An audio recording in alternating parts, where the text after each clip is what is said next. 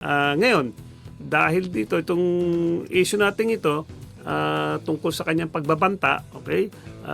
Kailangan pa magsagawa ng legal action. Okay, tignan mo na kung legit. Alam mo kasi ang nagbabanta, ba't naman gagamit ng Instagram? Di siyempre na ano mo yan, Matitrace yan. na-trace mo yan kung matitrace sino, di ba? yan, oo. So tama lang, siguro kumuha ka ng tulong ng NBI para ma-check. Meron kasing department para cybercrime department, di ba? Ma-check nila kung sino yan. Okay, pero sabihin, pag yan na-check nila kung sino yan, okay, ako sa tingin ko hindi tunay na nagbabantayan. Nagtatago lang sa account. Kasi kung nagbabantayan, pare, hindi yan direktang tatawag yan, walang ano yan, walang trail, di ba? So, pero siguro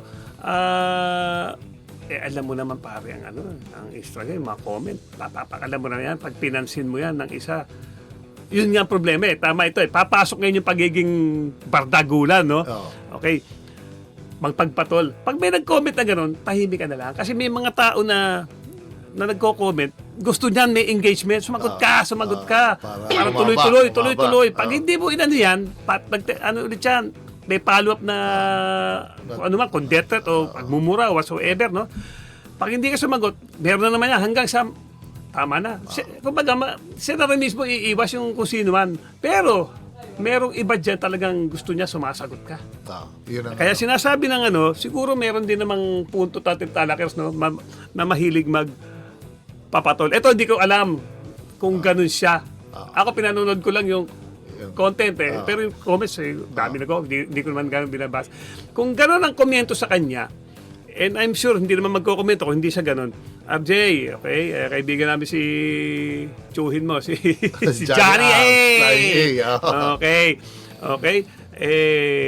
You cannot please everybody. Okay?